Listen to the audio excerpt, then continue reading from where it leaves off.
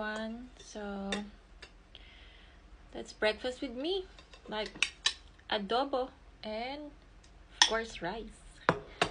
So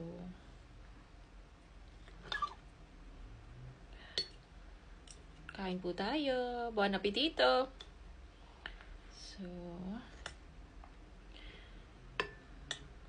So nag-live ako hapon. So most ng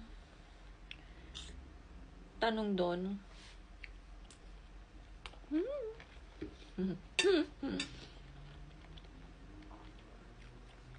so yung tanong nila doon, paano mag-work dito? Paano mag-work abroad?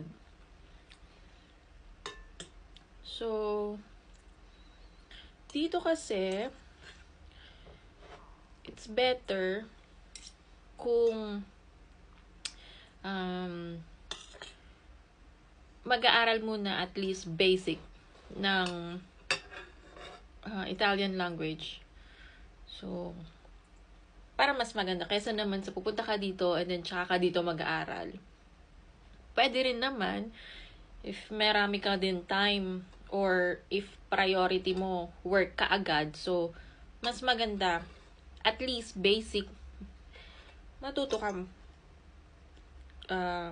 mag-aral. Meron online, I tried. Nag-enroll ako online. 290 euro. So, kayo na lang mag-convert times 60, I think, sa peso. And then, yung 290 na yon for 8 weeks. So, 2 months siya. And then, 1.5 hour every Monday and Wednesday. So, twice a week, tapos 1.5 hour lang siya per day. So, yun. Online yun. So, may level yun. So, beginner, tapos yung stage na ganun. So, pero nasa sa inyo yun kung i-continue yung, yung after basic. Pwede naman hindi, kasi kaya nyo naman, mas mabilis ka kasi matuto if online ka, tapos sa labas, meron kang nakakahalubilong, let's say, ibang lahi or Italian, napapractice mo yung, yung language.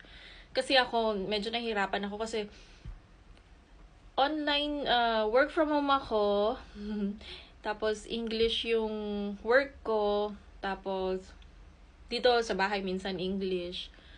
Ayun, medyo nahihirapan ako. Pero mas maganda talaga kung sa school ka mismo mag-aaral kasi lahat kayo pantay-pantay. Lahat kayo basic.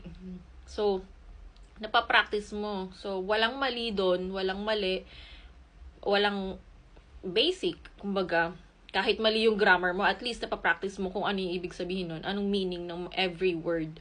So, ayun. Ayun lang. Madali siya kung talagang lagi mo siyang mapapractice. Medyo mahirapan ka katulad ko na work from home. Medyo kasi yung schedule ko from 2 ng madaling araw hanggang 10 yung pasok ko sa work. So, tapos medyo pagod na pagdating dun sa klase. And then, dun lang ako nakakapag-practice mag-Italian sa mga kaklase ko.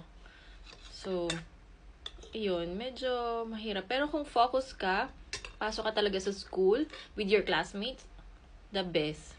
Mapapractice mo talaga siya. Meron akong alam sa Pinas, meron din silang, nag-offer sila ng Italian language. Parang, 4,000, 5,000, I think. Hindi ko lang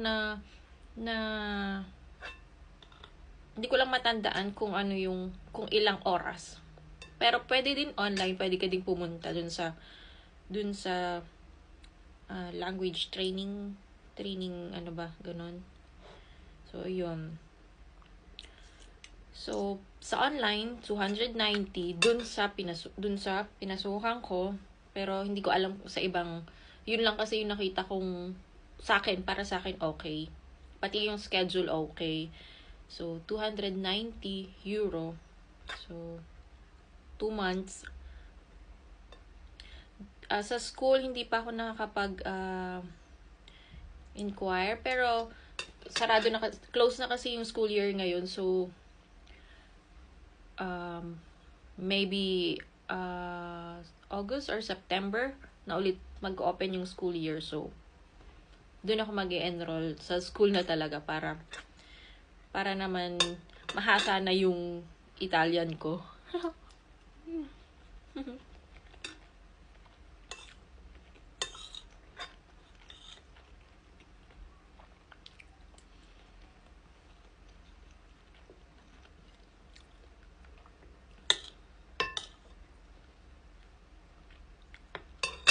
Adobo.